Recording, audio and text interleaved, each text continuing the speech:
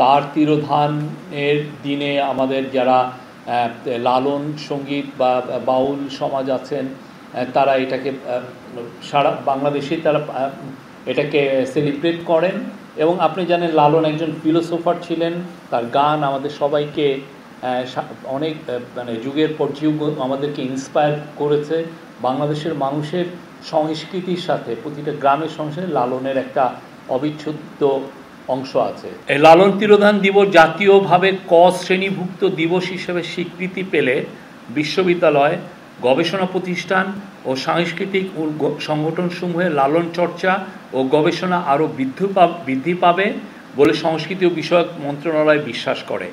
এটা আজকের যে ক্যাবিনেটে এটা উত্থাপন হয়েছে। একই সঙ্গে এই সিদ্ধান্ত বাংলাদেশকে গ্লোবাল কালচারাল এরেনায় তার সেরা সম্পদগুলোকে সবাইকে মেলে ধরার একটা সুযোগ তৈরি হচ্ছে এবং এটা মানে পুরো জাতীয়ভাবে এটা একটা সেলিব্রেটের একটা এখন থেকে এটা হওয়ার একটা সুযোগ তৈরি হলো।